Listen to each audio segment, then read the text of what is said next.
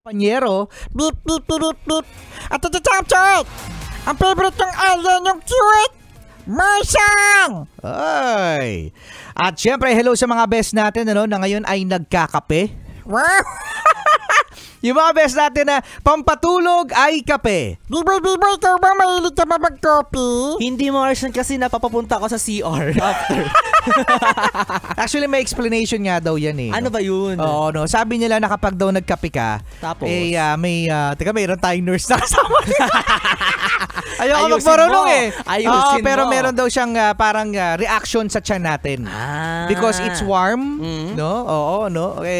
Posible daw talagang yun ang nag-activate. Ano nga dito, Mami Jamie, kung mag-explain. Ako, Jamie. Para yung credibility, di ba? Oo, may credibility. Alam mo ba yan, Papi Jamie, kung bakit? Ano daw? Coffee.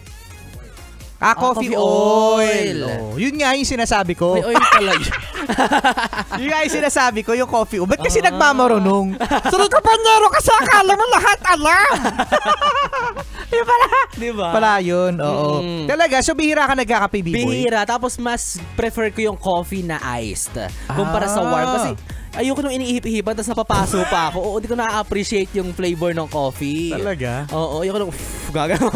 Pero alam mo ganun talaga yung bibo kapag bagets, ice. Oh, Kapag ice. masyundana, hot. Mainit. Tapos mas mapait pag mas matanda. Wala ka bang ganon, Martian? Di ba? Sige ko panyero mahilig sa black coffee. Matanda. Oo, gago.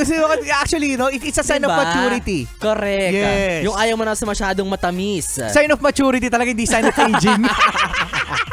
Gusto ko yung niligtas mo pa yung sarili mo dun, ha? Hindi na sa ko panyero, hindi. Oo. Ang hirap inumin nung pakla-pakla na kape. Tapos, ewan ko, yung iba naman kasi pampagising lang daw nila. Oo, pero darating ka rin sa... Ay, hindi talaga. Darating ka rin sa point na yun, B-boy. Oo. Yung gusto mo naman paklang kape, ganyan. Yung ipaglalaban ka talaga. Pero meron naman tayong mga kape na decaf. Ano ba yung decaf? Kasi Decaf. alam ko Decaffeinated. deflate, ganyan. Deflat. Di mangkok. Oo. Ano Kuya Joshua? Sabi si Kuya Joshua eh. Ano yan? Ayaw pa tayo. Di ba? Oo. May mga tao kasi na hindi na sila tinatablan ng caffeine. Kaya minsan, meron tayong ka-opisina dito, B-boy. Sabi ko, mahal-mahal ng kape nyo. Di ba may mga kape na magkano, B-boy? 180. Ay, 180 na ba ngayon? Oo. Magkano ba nung araw, Mars? 140. 140. 140. Mura pa. Naabutan ko nun. Paano. Pero ngayon, grabe. Mahal-mahal. Tapos ngayon, na-explanation nila sa akin kasi hindi raw sila basta-basta nagigising. Sa mga 3-in-1. Oo, mga ganun. Di masyado. Kasi pag nakita mo nga naman yun sa mga mamahaling coffee shop, talagang freshly brewed yung mga coffee nila doon. Diba? Correct. So, ano talaga yung tama ng caffeine. Yes. Duda daw, 10 pesos na abutan mo.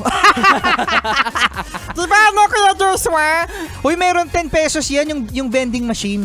Ay, oo, yun yung favorite Meron. ko. Oo. Yung uhulugan mo ng coins, Yes. tapos satisfying kasi mapapanood mo, tapos magagalit pag kalahati lang yung lumabas. Totoo. Tapos Diba, pag minsan, hindi puno? correct, plus may mga time na hindi consistent Correct. yung lasa.